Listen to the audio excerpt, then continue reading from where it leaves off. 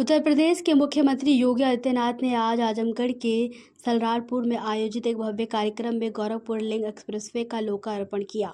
इस अवसर पर कैबिनेट मंत्री नंद गोपाल नंदी ने उनका स्वागत किया। लोकार्पण कार्यकर्ताओं ने तालियों की गड़गड़ाहट के साथ उनका अभिनंदन किया।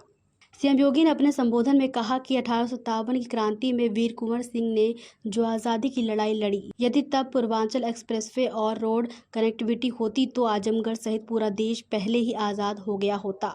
आजमगढ़ आतंक का नहीं, साहस का गढ़ है। उन्होंने विपक्ष पर निशाना साधते हुए कहा कि जाति के नाम पर राजनीति करने वाले पूर्वांचल में केवल वोट मांगने आते थे, लेकिन आज प्रयागराज से सोनभद्र तक गंगा एक्सप्रेसवे के माध्यम से विकास की गंगा बह रही है। को भी एक पहचान मिल रही है। आपने एक कलाकार को आजमगढ़ में देश की संसद में भेजा और जैसे दिनेश लाल यादव निरुआ जी जैसे सांसद बने, हमने हरिहरपुर में एक संगीत महाविद्यालय भी स्वीकृत कर दिया। आप सोचिए, हरिहरपुर में इस संगीत का एक घराना था, पहचान के लिए मोहताज हो रहा था। गायन, वादन, नृत्य सभी विधाएं यहां एक साथ पैदा होती थी, लेकिन जिन्होंने आतंक का गढ़ आजमगढ़ को बनाया था, वे लोग इन्हें ढूंढ नहीं पाए। उनके पास इतनी फुर्सत नहीं थी कि ब्लैक पोट्री को सम्मान दे सके, आजमगढ़ की साड़ी को सम्मान दे सके, हरिहरपुर गांव की संगीत की विधा को सम्मान दे सके, आजमगढ़ में विश्वविद्यालय दे सके, आजमगढ़ को एयर कनेक्टिविटी के साथ जोड़ सके, आजमगढ़ को पूर्वांचल एक्सप्रेसवे के साथ या गोरखपुर लिंक एक्सप्रेसवे के साथ या फिर एक 4 लेन की कनेक्टिविटी के साथ जोड़ सके। जब फुर्सत होगी तब तो कोई जोड़ेगा। उनके पास तो फुर्सत ही नहीं थी।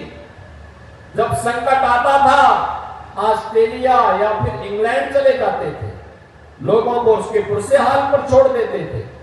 लेकिन आज ये डबल इंजन की सरकार की, भारतीय जनता पार्टी की सरकार ने इन सभी प्रकार की सुविधाओं से आपको आच्छादित किया है और आज इसीलिए इस एक्सप्रेस वे के उद्घाटन कार्यक्रम के साथ जुड़ने के लिए मैं स्वयं आपके पास यहां आया हूं।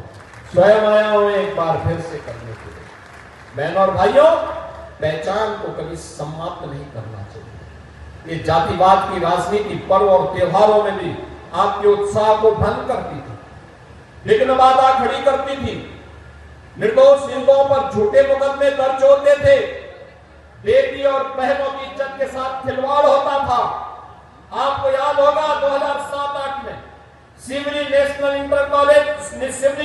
कॉलेज में अजीत राय नाम के एक लड़के की हत्या मात्र इसलिए कर दी थी क्योंकि उसने रिपब्लिक डे पर उसने वंदे मातरम गाने की वकालत की थी।